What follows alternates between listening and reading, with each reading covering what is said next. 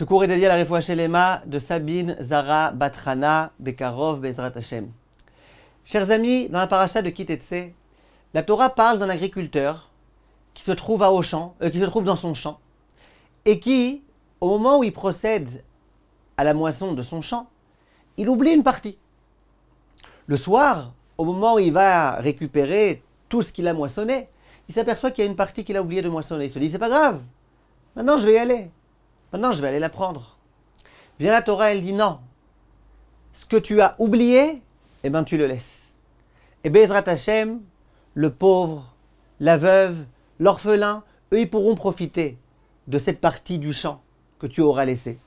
Et grâce à ça, dit la Torah, Akadosh Baruch Hu, il te bénira. Donc, je me mets à sa place. Cet homme-là, qui a tellement travaillé, qui a arrosé, qui a fait tout ce qu'il fallait, d'un coup, il s'aperçoit qu'il a une grande somme d'argent malgré tout qu'il a oublié. La Torah, elle dit, t'as pas le droit de prendre, tu laisses ça là où c'est. Je me mets à sa place, le monsieur rentre à la maison, il dit à sa femme, la vérité c'est la grande poisse aujourd'hui, la grande poisse. Tu sais quoi, je crois que j'ai Eiselmer. Sa femme, elle lui dit, non, t'inquiète pas mon chéri, t'inquiète pas, t'as pas Eiselmer. Si t'avais Eiselmer, t'aurais même pas réussi à rentrer à la maison. Si t'as retrouvé ton chemin, c'est que t'as pas Eiselmer. Il la regarde, il lui dit, on est où d'ailleurs là, ici? Où je suis? D'accord? Le monsieur, il a oublié. Il doit tout laisser. Vient la Torah. Le Sifri, de façon explicite, le dit, et Rashi rapporte ça ici, sur place, dans Parashat Kitetse. Elle dit quelque chose d'extraordinaire. Soit le cas d'un homme qui se promène dans la rue.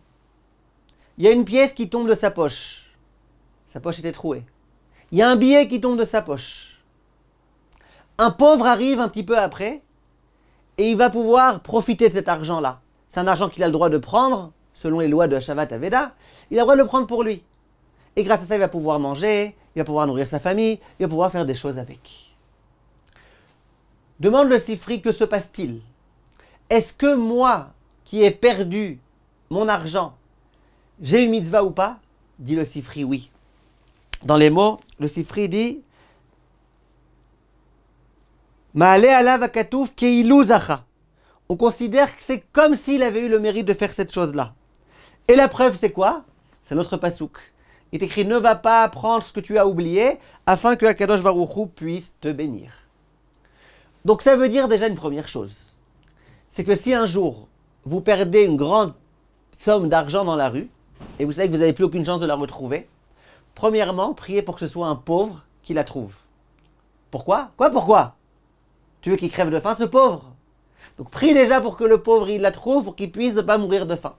Deuxièmement, si c'est un pauvre qui le trouve et qui s'en sert, eh ben, tu auras la mitzvah de tzedaka, ce sera considéré comme si tu avais accompli la mitzvah. C'est peut-être un petit peu moins que si tu avais vraiment accompli la mitzvah, mais c'est quand même quelque chose de très grand. Donc réjouissez-vous, parce que c'est possible que ce soit un pauvre qui va la retrouver.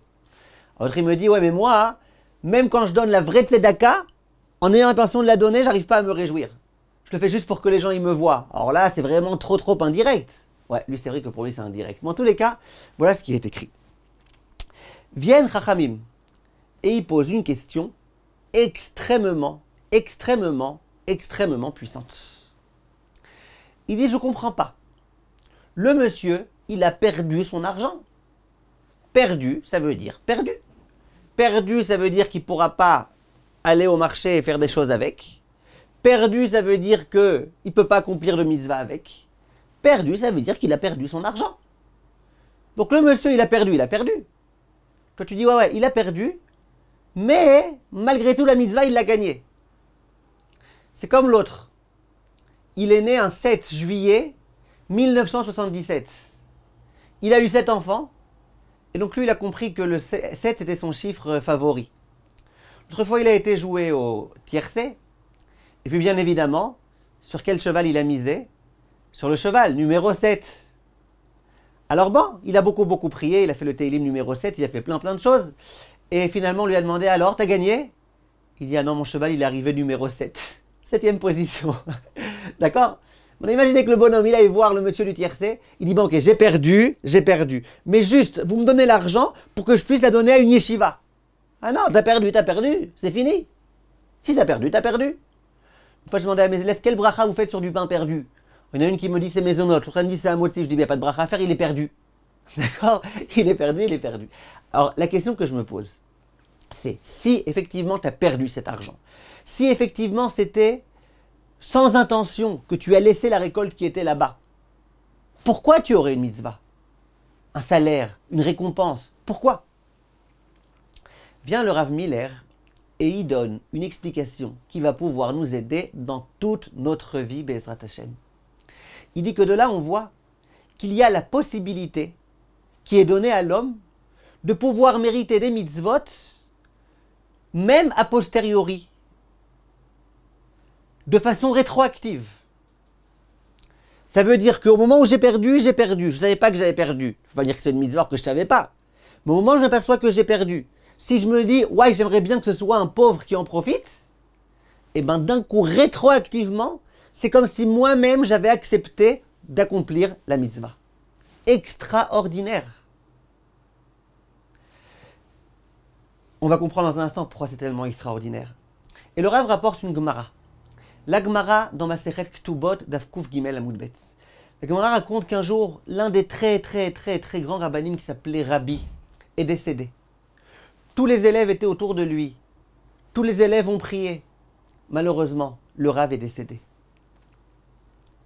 À ce moment-là, au moment où le Rav est décédé, il y a une voix céleste qui a dit la chose suivante. Tous ceux qui sont venus ce jour-là, qui se sont trouvés aux côtés de leur Rav au moment où il est mort, ils auront le droit au Olam Haba. Dit la Gemara que ce jour-là, il y avait un homme, c'était un koves, c'était quelqu'un qui travaillait dans le pressing. Et bien ce jour-là, il n'est pas venu, il n'était pas pressé ce jour-là. Il n'est pas venu. Et la Gemara, elle dit tous les jours il venait. Il a trouvé le jour pour ne pas venir. À ce qui paraît, son prénom c'était Shalom et son nom de famille c'était Mazel. Shalom Mazel. Il était Shalom Mazel lui. Il n'est pas venu ce jour-là. Quand il a entendu la nouvelle que tous ceux qui étaient présents ce jour-là, ils ont droit à l'amba et pas lui, dit la Gemara, il est monté sur le toit, il s'est jeté et il est mort. Ce qu'on appelle un suicide. À ce moment-là, il y a une voix céleste qui a parlé et qui a dit, lui aussi il aura le droit au Olam Haba. Demande Rachamim, mais pourquoi? Lui, il n'était pas là ce jour-là. Ceux qui étaient là, ils ont eu le droit. Lui, il n'était pas là. Alors tu me dis, ouais, mais il était très triste de ne pas être là. Eh bien, qu'il soit très triste, qu'il aille se suicider, et voilà. Quel rapport avec l'Olam Haba? Dit le Rav Miller, tu vois de là quelque chose. C'est que puisque lui, rétroactivement, quand il a entendu que ce jour-là, le maître est décédé, etc., puisque rétroactivement, il a voulu être là, c'est comme s'il y était. Il y était. Il était là-bas. Tous ceux qui étaient là-bas, ils ont droit à l'Olam Haba, lui, il y était.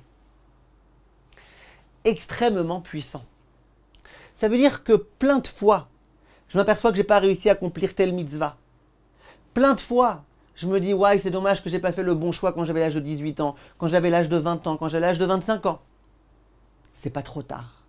Si maintenant tu te dis profondément, j'aurais tellement aimé y être, j'aurais tellement aimé moi aussi me trouver à la yeshiva au lieu d'aller à l'université, eh bien c'est un petit peu comme si tu y étais. Et tu auras un salaire comme si tu y étais. Et c'est très fort. C'est très puissant parce que ça veut dire que tu peux rattraper toutes les erreurs de ton passé.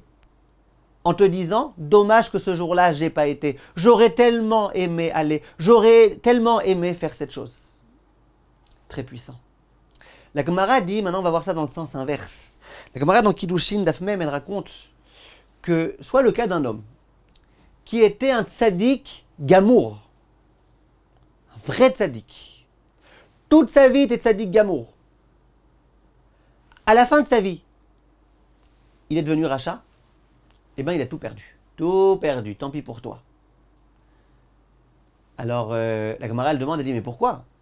Ok, il a fait du mal, mais au moins pour le bien qu'il recevra un salaire. Dit la Gemara, Betohe al Arishonot. On parle du cas de quelqu'un qui dit, je regrette tout le bien que j'ai accompli dans ma vie. C'est pas qu'il dit le bien que j'ai accompli, lui je veux qu'il soit là, mais maintenant je veux un peu kiffer avant de mourir. Zarma un peu kiffé. Non, lui dit, je suis dégoûté d'avoir suivi le chemin de la Torah, d'avoir servi Dieu. Alors celui-là on lui dit, ben t'as tout perdu. Donc comprenez de qui on parle. Comme elle parle d'un tzaddik gamour. Tzadik Gamour, c'est pas celui qui va à l'office de Yom Kippour en voiture et qui dit voilà, au moins j'ai fait El Nora, Lila, El Nora. Non, c'est pas ça un Tzadik Gamour. Tzadik Gamour, c'est pas quelqu'un qui étudie 2 minutes de temps en temps et qui dit je suis un tellement grand ami Chacham que je connais Ashrei Vetecha par cœur. C'est pas ça un Tzadik Gamour. Tu parles d'un vrai Tzadik. Toute sa vie, il a bien fait. Et qu'est-ce qui se passe si à la fin de sa vie, il a changé d'avis? Oui. Si à la fin de sa vie, il dit c'est dommage. Au lieu d'étudier la Torah, j'aurais mieux fait d'aller faire des affaires. Au lieu de perdre mon temps dans telle et telle chose, j'aurais tellement beaucoup plus kiffé si j'avais été au Club Med et ailleurs. Celui-là, qu'est-ce qu'il fait?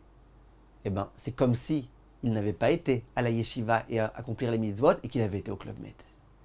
C'est-à-dire que dans les deux sens, on voit ce principe-là. Et on sait très bien que dans le sens positif, Akadosh Baruch Hu, il est beaucoup plus généreux que dans le sens négatif. Alors, si déjà dans le sens négatif, on considère que lorsque tu regrettes tous tes agissements du passé qui étaient positifs, et bien on te les efface. Combien, a fortiori, quand dans le présent, tu regrettes le mal que tu as fait dans le passé. Combien, a fortiori, ça a un pouvoir réparateur. Et ça peut aider énormément. Servons-nous de ce principe, mes chers amis. Servons-nous de ce principe. Celui qui ne peut pas être en Israël aujourd'hui, parce qu'il aurait beaucoup aimé, mais il ne peut pas. Ces Ravadim lui ont dit pour l'instant de rester en France. Il ne peut pas monter en Israël. Mais au moins qu'ils se disent, ouais, j'aurais tellement aimé y être. Pas du cinéma, vraiment. J'aurais vraiment aimé y être. Et ça sera considéré comme s'il y avait été. Be'atzlacha, mes chers amis, servez-vous de ce conseil.